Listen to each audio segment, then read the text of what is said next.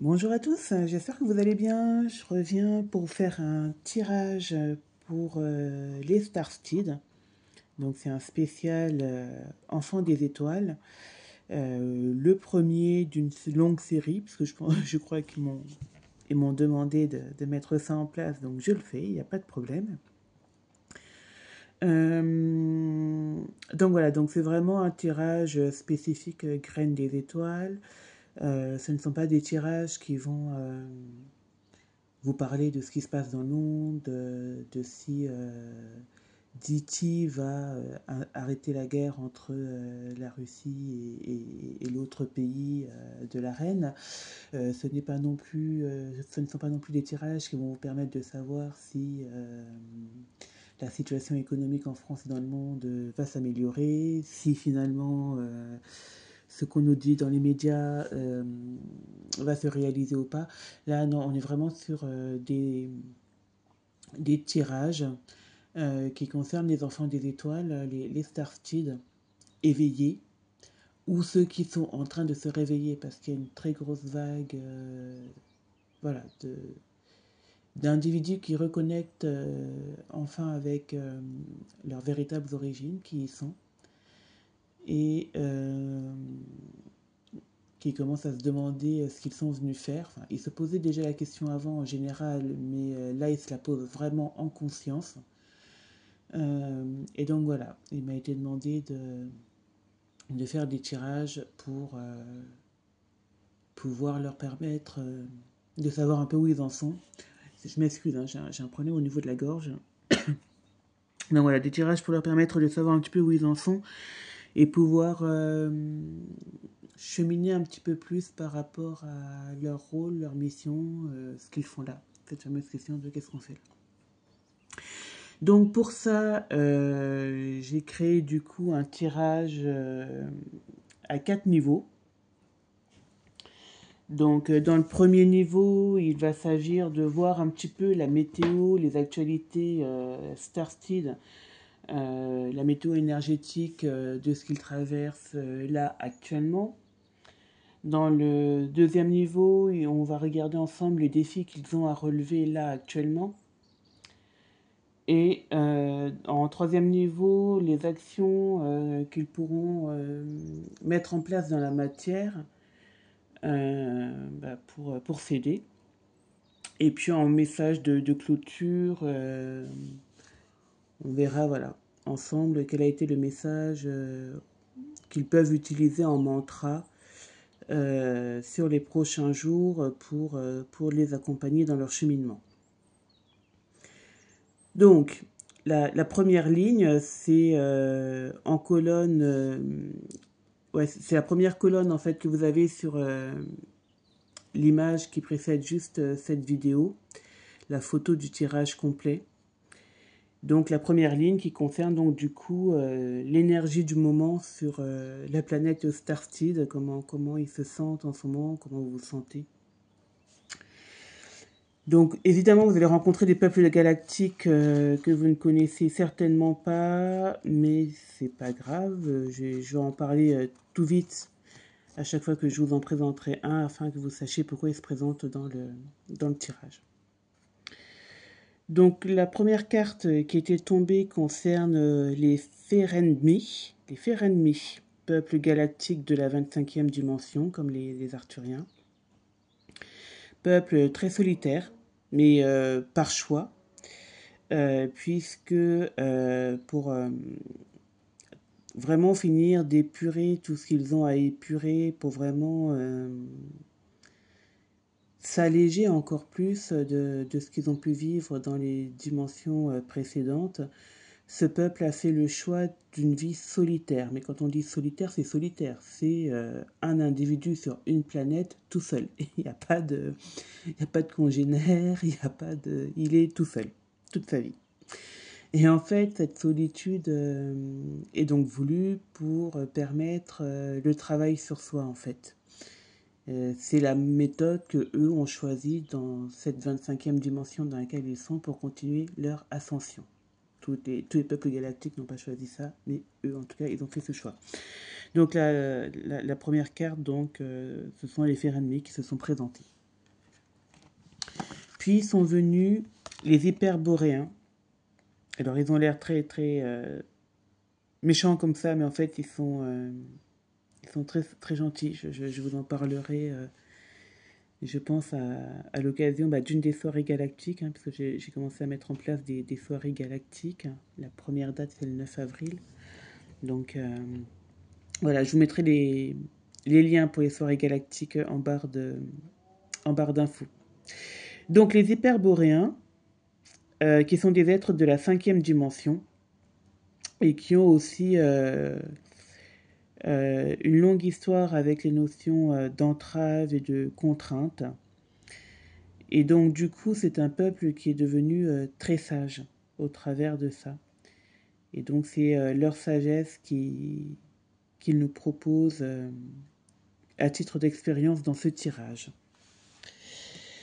Donc, après les Ferenmi, les hyperboréens, sont arrivés les Melchisédek. Je ne sais pas s'il y a encore vraiment besoin de les présenter. Je crois qu'on a tous plus ou moins entendu parler des Melchisédek, dont Yeshua, qui était un des Melchisédek incarnés d'ailleurs. Dans la Bible, il est reconnu comme étant prêtre de l'ordre des Melchisédek, entre autres choses.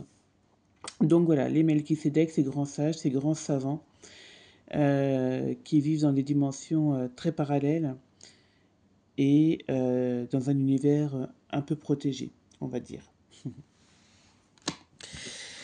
Donc ensuite, nous ont rejoint les IRPA.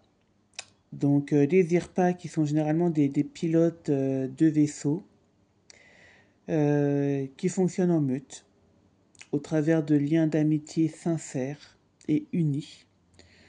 Et en fait, ils réussissent à créer leur abondance, leur survie, tout, en fait, dans ces liens d'amitié sincères.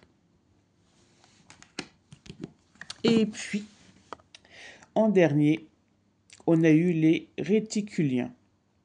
Alors, effectivement, ils ne sont pas très beaux, c'est vrai. Ils ne sont pas forcément méchants. Vraiment, avec les peuples galactiques, il faut être très au clair sur le fait que l'apparence peut parfois être très trompeuse. Les réticuliens sont essentiellement des pirates de l'espace. Donc, pour eux, il ne s'agit pas d'être gentil ou pas gentil. Il s'agit de réussir à récupérer ce dont ils ont besoin à un temps T. Voilà. Donc, vraiment comme les pirates qu'on a sur Terre. On vient vous pirater votre carte bleue parce qu'à un moment T, on a besoin d'argent. Donc, voilà. Eux, ils sont aussi basiques que ça. Il ne s'agit pas d'être gentil ou d'être méchant. Alors, qu'est-ce que la visite de nos amis galactiques nous indique, en tout cas pour la météo des starsteeds terrestres? Eh bien, ça vient nous indiquer le fait vous êtes, peu importe. Alors, je vais mettre on parce que, bon, de toute façon, je sais que je suis incluse dedans, donc il n'y a pas de... J'ai pas envie de faire trop de gymnastique intellectuelle. Nous sommes confrontés à une période de solitude. Voilà.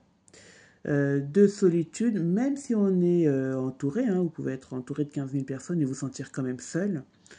Donc, ce sentiment de solitude, il est présent et concret, parce qu'on peut même avoir l'impression d'essayer de vouloir mettre en place plein de choses et du coup, ça ne marche pas, ça ne fonctionne pas, on n'y arrive pas, c'est pas le temps de faire ça et on ne comprend pas pourquoi et on peut avoir l'impression là... encore sur ce début de mois d'avril, d'être dans l'attente. Dans l'attente de quoi? On ne sait pas, mais d'être dans l'attente. Et c'est justement ça que les hyperboréens viennent souligner, c'est qu'on n'est pas dans une attente prison. De vraiment bien comprendre que cette attente, à l'image des Ferenmi, est là pour nous faire travailler sur nous, pour nous faire progresser. Ce n'est pas une attente d'esclavagisme ou d'enfermement. Les Melchisédek, eux, viennent justement nous dire que pendant ce temps, et encore une fois à l'image des Ferenmi, allons visiter un peu nos annales akashiques galactiques. Creusons notre terre pour comprendre quelle est notre mission sur cette terre. Et une des meilleures façons de comprendre quelle est sa mission sur Terre est de voir à quoi on a été confronté, quels ont été les obstacles. Alors très souvent, tout ce qu'on a subi nous indique cela. Hein, les attaques sont quasiment sur mesure pour chaque Starseed, pour effectivement le ralentir, évidemment, et empêcher la mise en place de sa mission, mais en même temps, ça nous indique le domaine pour lequel on est fait. Donc c'est ça que les Melchisédek viennent nous rappeler, de vraiment revoir un petit peu ses propres annales akashiques pour trouver le fil directeur, le fil conducteur dans toutes les épreuves que nous avons eu à traverser. Les IRPA viennent nous mettre un petit peu en garde, eux, sur le fait que si on veut pouvoir avancer correctement, il faut être entouré de bons amis. Parce que c'est dans l'unité et dans des liens stables, sincères et concrets qu'on pourra avancer. Et donc eux aussi, quelque part, ils nous invitent à profiter de cette période de solitude pour voir autour de nous qui est là et qui n'est pas là. Donc de trier dans nos relations. Parce que justement, et c'est l'enseignement qu'apportent les réticuliens, dans ces relations, il y a peut-être des pirates énergétiques. Et cela, il faut les repérer. Il y a peut-être... alors, ces pirates énergétiques, ça peut être des individus, hein, voilà, mais ça peut être des occupations, hein, qui viennent vous prendre de l'énergie alors que vous avez besoin de cette énergie pour avancer sur votre mission, hein, voilà. Donc voilà, ça peut être les fausses distractions, ça peut être voilà, toutes ces choses en fait qui vous éloignent de qui vous êtes. Donc ça, c'est ce que vraiment les peuples galactiques viennent nous dire et nous invitent vraiment à utiliser la période de solitude, de ressenti de solitude, là, pour travailler sur nous remettre en contact avec notre véritable nature, quitte à aller justement dans la nature, se relier au bruit des oiseaux, au bruit de l'eau qui coule, enfin des choses, voilà, mais de travailler sur nous. Finalement, on pourrait dire, voilà, cette solitude n'est pas là pour nous pénaliser, voilà. Et il y a même une envie, hein, si vous regardez vraiment à l'intérieur de vous, il y a aussi une envie d'être seul en ce moment, depuis quelque temps, je dirais même. C'est pas fait pour rien, hein, c'est un temps un peu de préparation.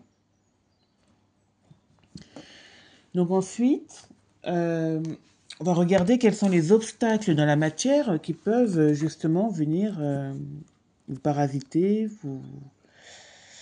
vous embêter. Enfin, les défis à relever en tout cas.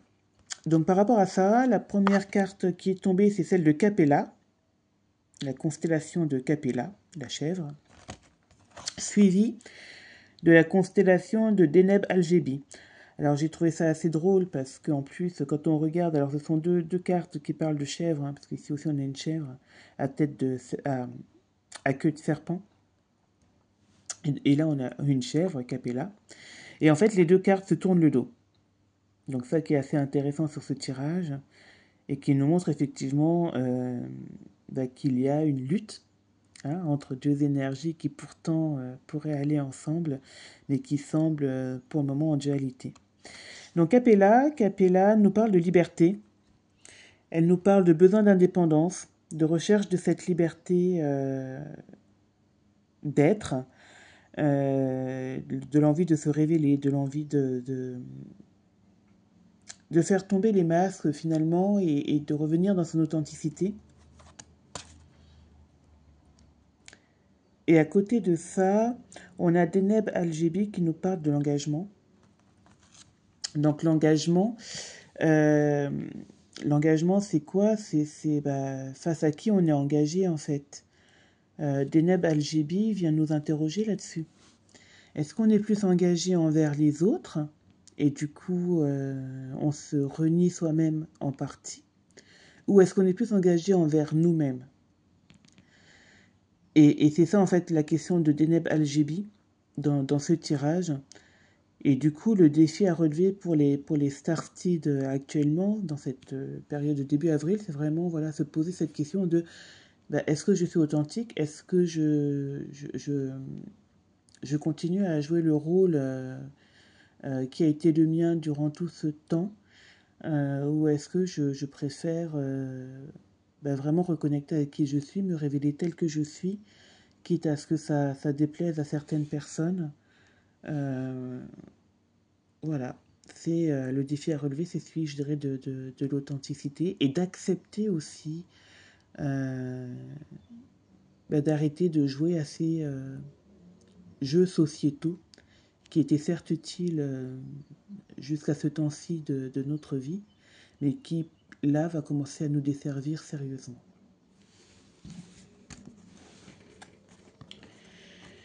Donc, la troisième colonne, enfin le troisième tirage concernait le fait de, oui, alors comment j'incarne tout ça maintenant dans la réalité?